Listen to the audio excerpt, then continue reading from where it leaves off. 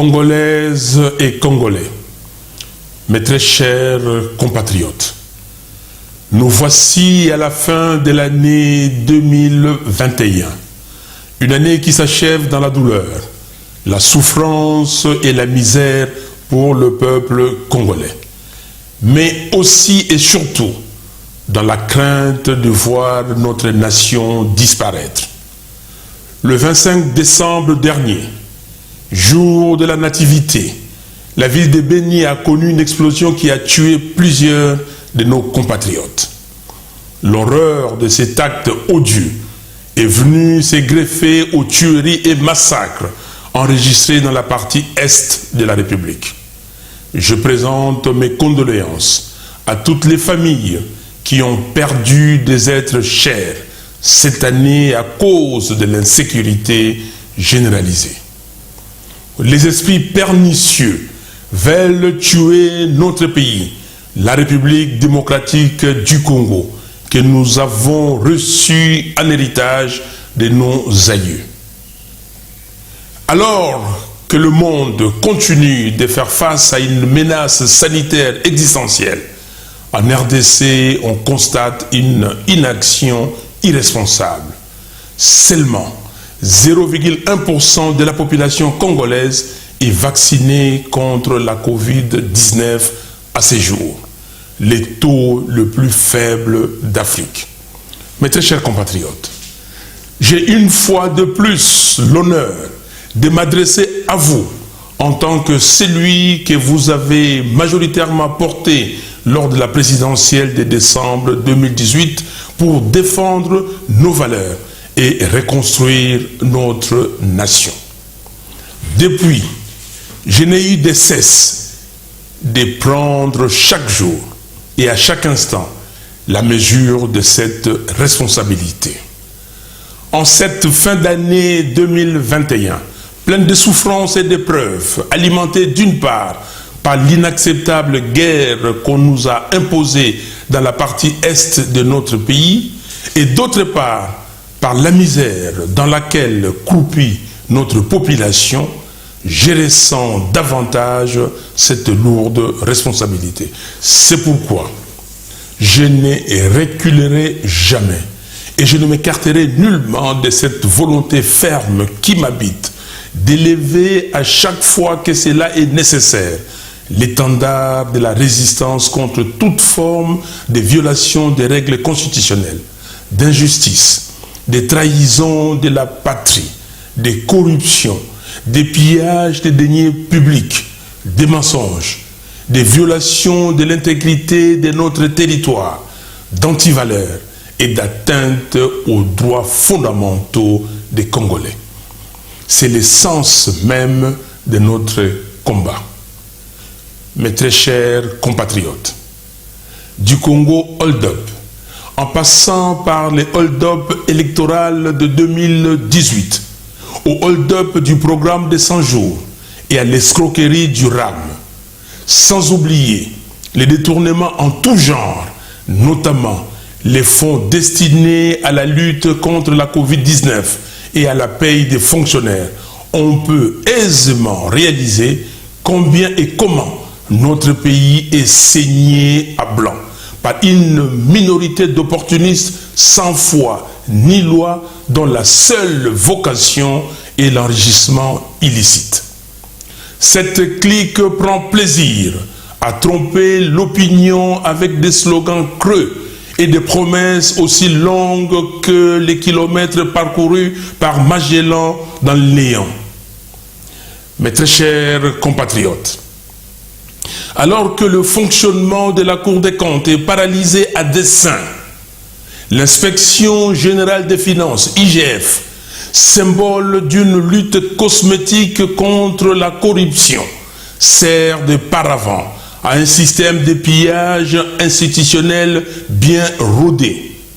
L'appareil judiciaire demeure aux ordres. Les députés nommés et accrochés à leurs intérêts personnels marchandent de manière éhontée leur collaboration à coups de jeeps et autres dessous des tables. Au même moment, certaines confessions religieuses se mettent regrettablement au service de cette mafia. C'est scandaleux.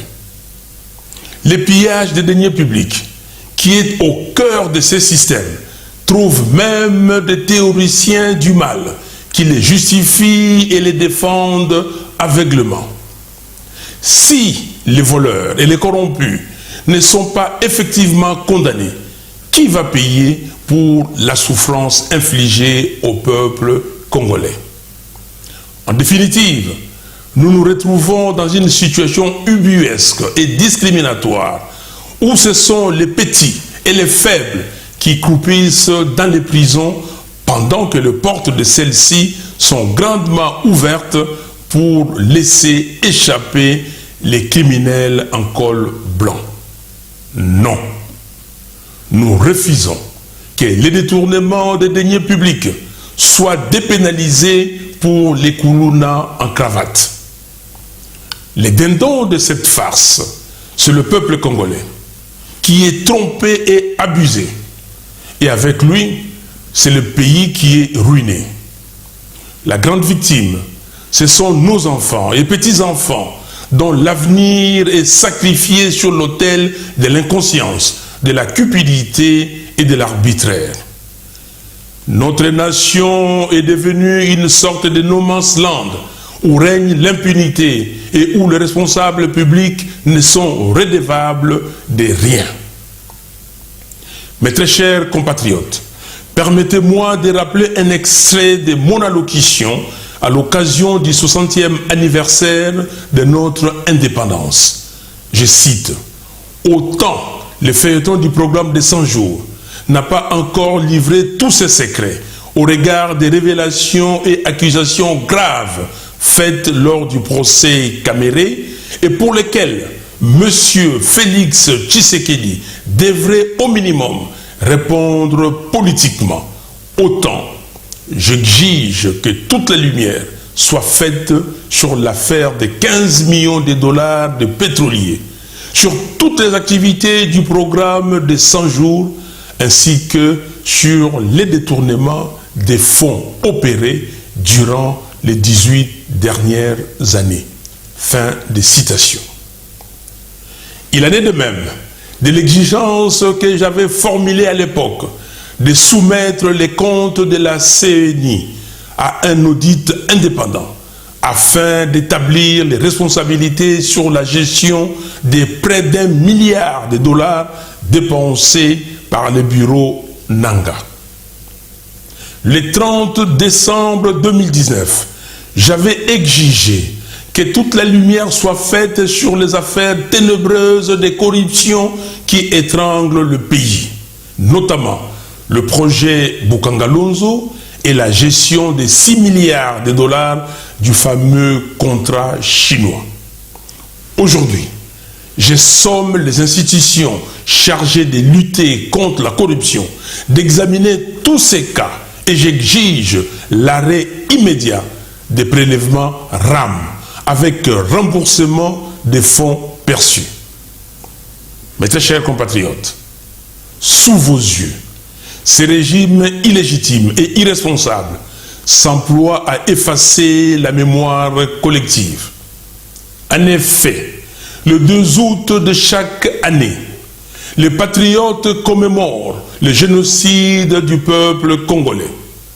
Le 5 juin de chaque année, dans l'indifférence totale du pouvoir en place, nous nous rappelons de la guerre des 6 jours, du 5 au 10 juin 2000 à Kisangani, entre l'Ouganda et le Rwanda, et nous pleurons les milliers de Congolais tombés sous les balles des fusils et des canons des militaires de ces deux pays. Le négationnisme et l'indifférence de ceux qui prétendent diriger le pays par rapport à ces événements est un message que le peuple ne pouvait que vaguement soupçonner.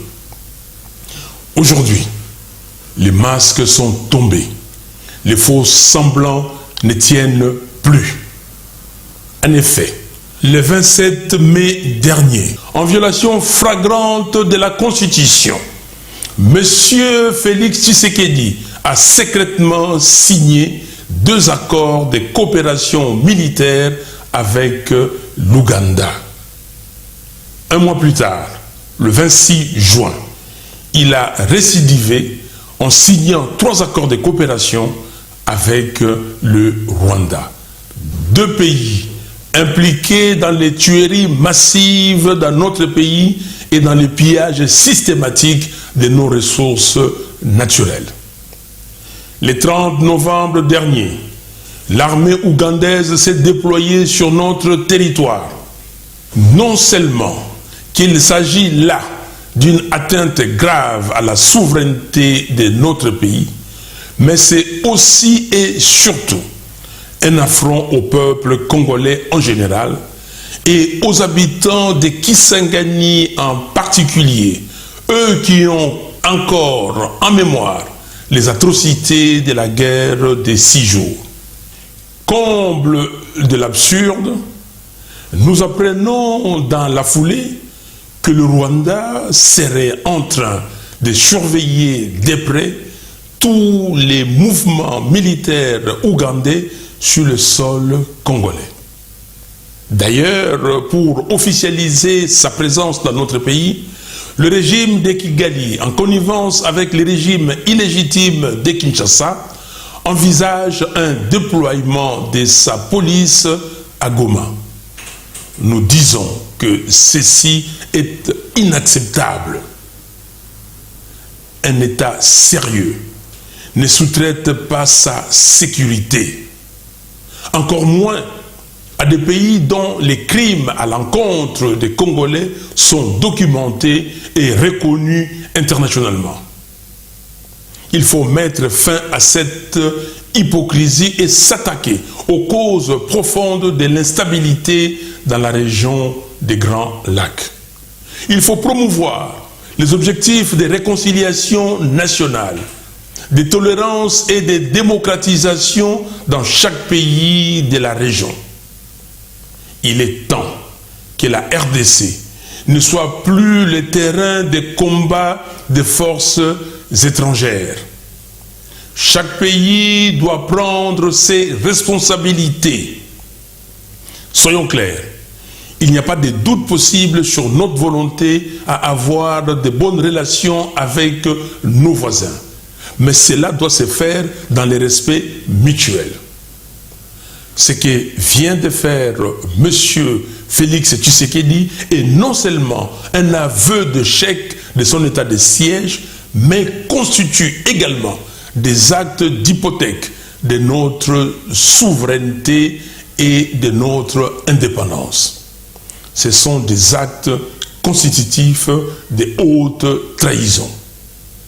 Maintenant, au regard de l'échec de l'état de siège, l'administration civile doit être rétablie le plus rapidement possible dans les provinces de l'Ituri et du Nord Kivu.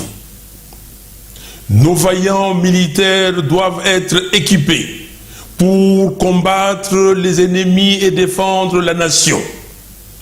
Aussi, les infiltrés et autres corrompus qui détournent les ressources affectées à nos soldats doivent être extirpés de l'armée nationale et des services de sécurité.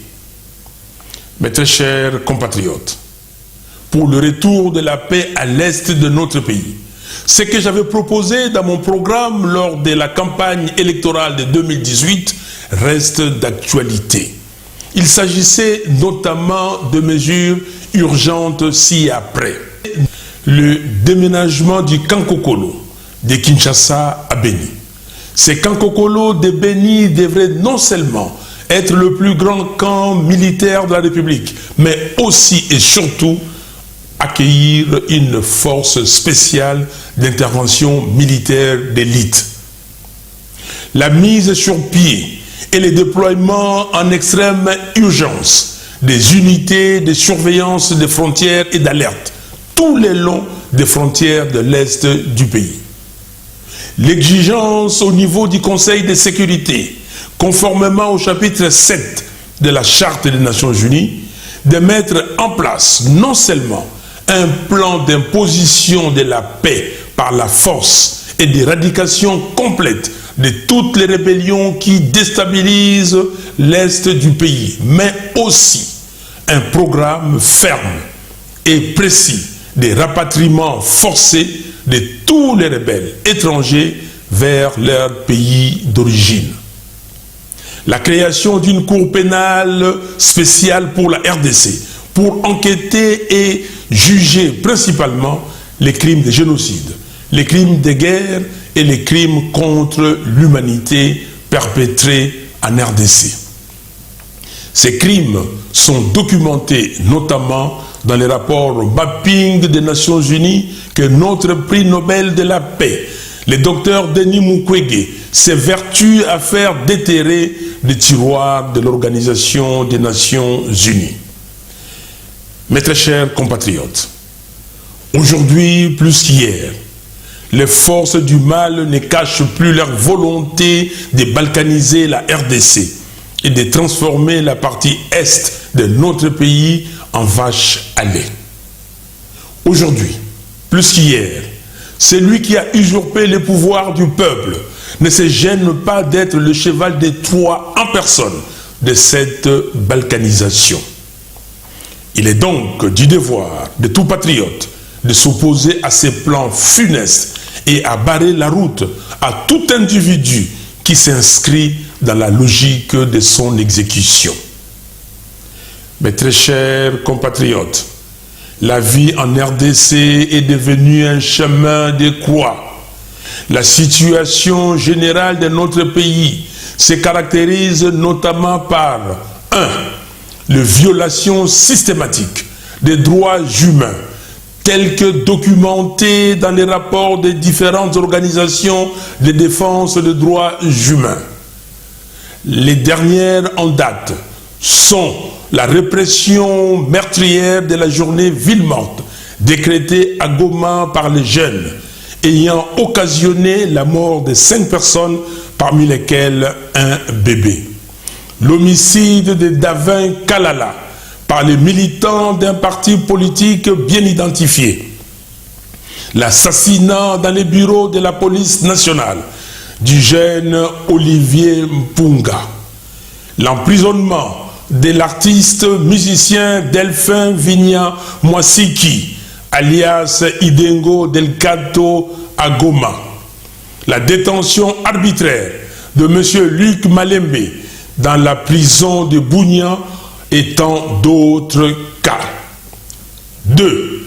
La malnutrition, le faible accès à l'eau et à l'électricité, l'absence de routes, les difficultés de transport, le faible accès aux soins de santé, le chômage massif des jeunes, l'enclavement des milieux ruraux, l'instabilité et le manque d'assainissement, la hausse effrénée des prix sur le marché sont autant de souffrances qui étreignent les Congolais. La RDC occupe le 3e rang mondial pour le nombre de pauvres. 3. Le chèque patent de la gratuité de l'enseignement de base qui nous ramène à la case départ. La contribution des parents aux frais de scolarité a été restaurée. La qualité de l'enseignement est en dégradation continue et les enseignants sont mécontents de leur situation du fait du non-respect par le gouvernement de ses engagements. 4. L'escroquerie du RAM. Un prélèvement illégal, invisible dans les rubriques de recettes budgétaires de l'État et dont l'emploi s'est fait dans l'opacité la plus totale, mais maintenu par défi malgré les dénonciations et protestations de la population. 5. Le détournement de la majorité à l'Assemblée nationale, au Sénat et dans les assemblées provinciales, en profitant de la légèreté, de l'incohérence et du manque d'intégrité de ceux qui font la politique pour l'intérêt personnel. 6. La politisation à outrance des institutions impliquées dans le processus électoral, notamment la Cour constitutionnelle et la CENI. 7. L'instrumentalisation de la justice et les recours primaires au communautarisme, au tribalisme, au népotisme et au clientélisme. 8. L'instabilité entretenue des institutions provinciales. À ce sujet, 14 gouverneurs de province et quelques présidents des assemblées provinciales ont été destitués de manière cavalière. De plus, les provinces ne reçoivent pas les ressources nécessaires à leur fonctionnement et à leur développement. 9. La signature des accords illicites et illégaux pour servir le projet de balkanisation de la RDC. 10. Un état de siège proclamé sans préparation ni planification et prorogé sans fin par un parlement aux ordres, au mépris de l'indignation de la population. Pendant ce temps, les tueries en Ituri et au Nord Kivu se poursuivent. L'absence criante de vision hypothèque l'avenir de notre pays et des générations futures. Mes très chers compatriotes, permettez-moi néanmoins d'exprimer mon espoir de voir une RDC à la hauteur de son potentiel. Ceci est une conviction et elle est partagée avec tous ceux qui croient en un avenir meilleur pour notre pays. L'espérance, c'est de dire à tous ceux qui voudraient qu'on renonce, qu'on se résigne, qu'on dépose les armes du combat populaire, qu'on ait peur, qu'on ne tente rien et qu'on ne prenne aucun risque. C'est de leur dire que nous n'allons rien lâcher. Nous irons jusqu'à la victoire finale, celle de la récupération du pouvoir du peuple par le peuple et pour le peuple, afin de reconstruire notre pays dans la paix et la cohésion. Le temps est venu pour réaffirmer la puissance de l'esprit, du génie et du caractère congolais et de dire avec force que nous ne méritons pas le sort que nous subissons. Nous allons nous battre jusqu'au dernier patriote congolais pour nous réapproprier notre destin en imposant une autre réalité politique, économique et morale. L'extrait du discours de Martin Luther King de mars 1965 à Selma, en Alabama, me vient à l'esprit. Je cite, « Un homme meurt lorsqu'il refuse de défendre ce qui est juste. Un homme meurt lorsqu'il refuse de se battre pour la justice. Un homme meurt lorsqu'il refuse de prendre position pour ce qui est vrai. » Fin de citation. Nous allons donc nous battre pour imprimer une volonté patriotique, celle d'une société congolaise gouvernée avec vérité, justice, probité, compétence et dévouement.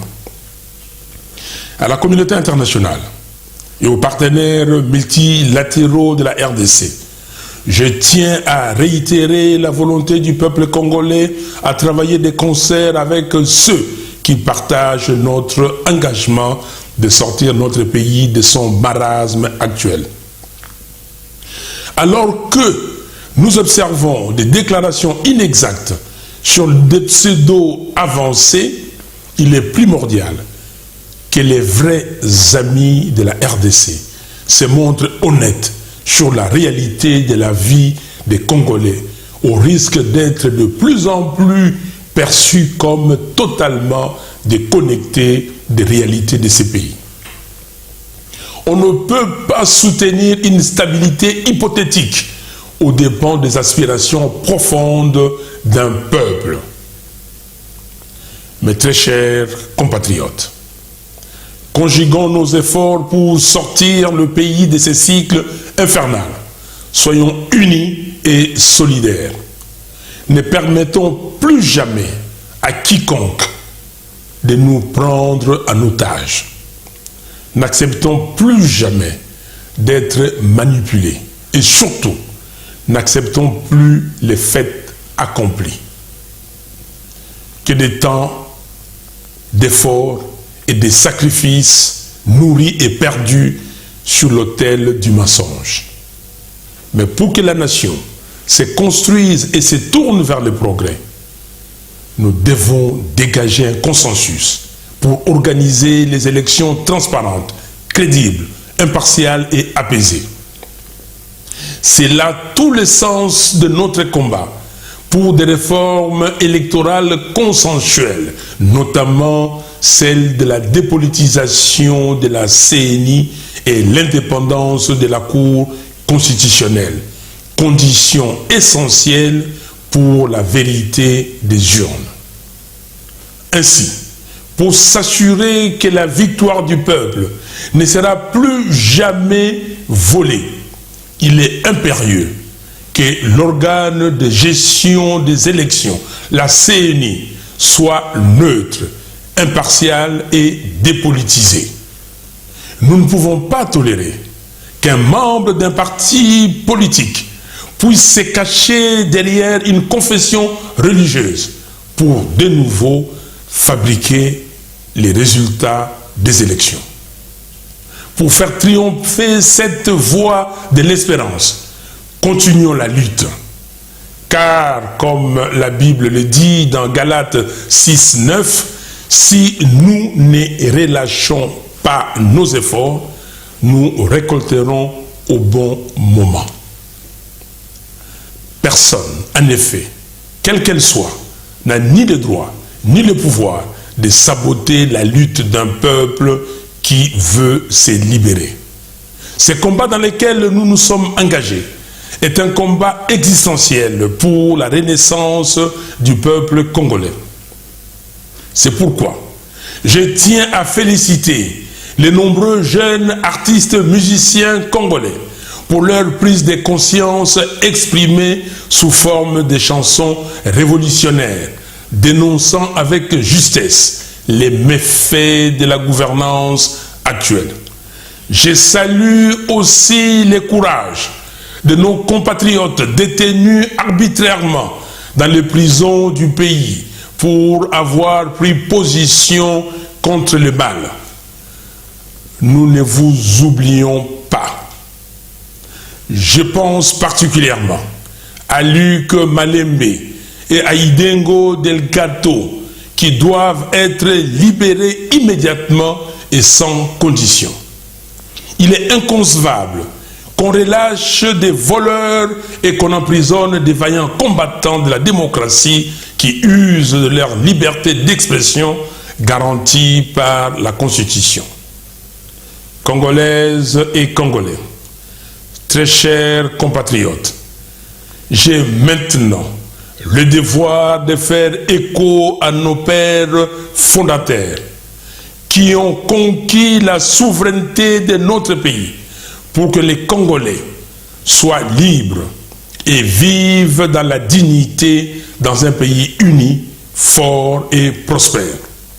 Cette lutte, nous la poursuivons avec vous, et ce, jusqu'à la victoire finale qui est certaine. Peuple congolais, réveille-toi. Mobilise-toi pour que l'année 2022 soit celle au cours de laquelle nous allons renforcer les bases de notre victoire prochaine et faire échec à tous ceux qui tentent de nous maintenir sous le joug de la tyrannie et de la pauvreté. Mes très chers compatriotes, lèvons-nous et battons-nous. Battons-nous pour libérer notre pays.